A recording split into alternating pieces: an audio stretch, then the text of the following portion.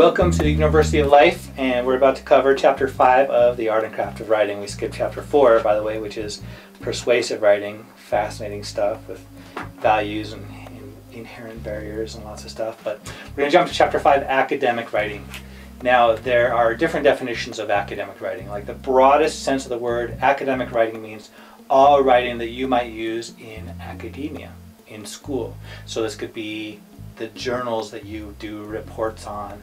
This could be, well, maybe it could be the notes. Well, probably not just your notes, but any paper you turn in. If you're in a poetry class, why, in a sense, that's academic writing because it's writing in academia.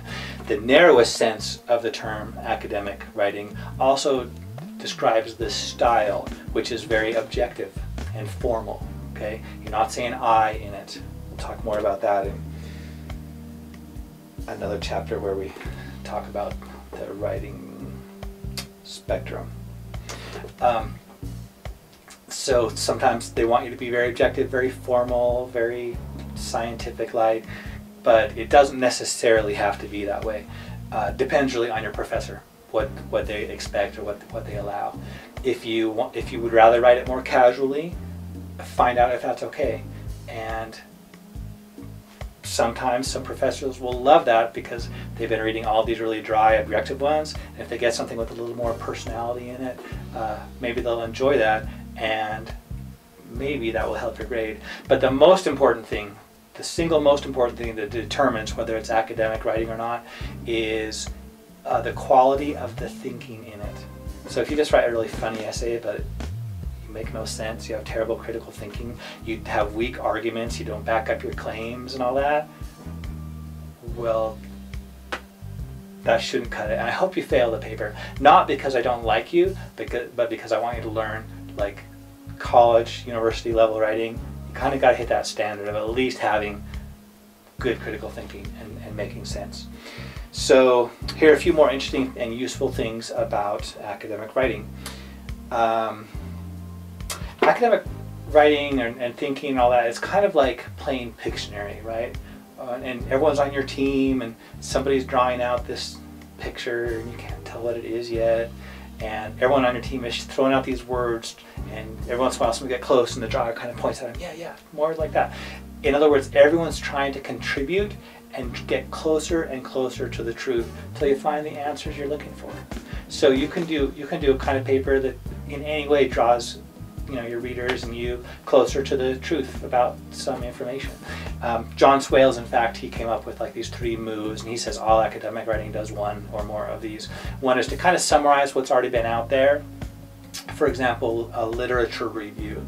It says, look, here are the best articles that everyone's talking about that you should know about on this topic. And that's helpful, right? It contributes because someone else who comes along to study it, now they have a list and they don't have to go kind of hit and miss looking through the databases for trying to find the best articles out there.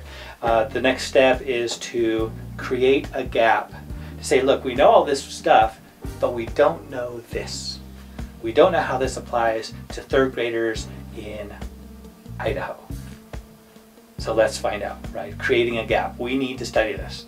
Or maybe it creates a gap by saying, hey, here are all these studies and here are all these conclusions, but these studies were flawed and here's why. So we need to revisit the results or redo the study. Okay, creating a gap. And that's great. That helps us move forward. And finally, the 3rd one is to fill the gap. Say, here's a new analysis of this. Here's an article that was written, it was really biased, and now I'm going to correct it and show the results without bias. Here's a study I did to show how violent video games affect 3rd graders in Idaho during 3rd hour if they watched it, whatever gap there was that you filled. So, by the way, as you read articles, we'll talk about this more in the reading process, chapter 12, but watch for what they're trying to do. Watch for which of those steps they're doing, and it helps you kind of figure out the article and figure out their purpose. It makes it a little easier to read. As if you're going to write some academic writing, it's a really, really good idea to start off with a research question. What do you want to find out? Okay, again, if you just have a topic, oh, you're in for a headache, right? You're like, come up with all these articles, and you're like, well, which one do I choose? Well, which one's answers your question? What question? Okay, well, so you get the point, right? Write yourself a question. Be specific if possible. It will help you narrow down the articles and stay on topic better. Usually academic writing often is you're expected to choose a specific format, like APA for the sciences and business, MLA formatting style for the humanities, and Chicago and Travian and stuff for others. So if you don't know what you're supposed to be doing, figure that out. And that's the basic thing. That's academic writing. Good luck, do a good job. And we'll have a little more information, maybe some examples or something at this webpage.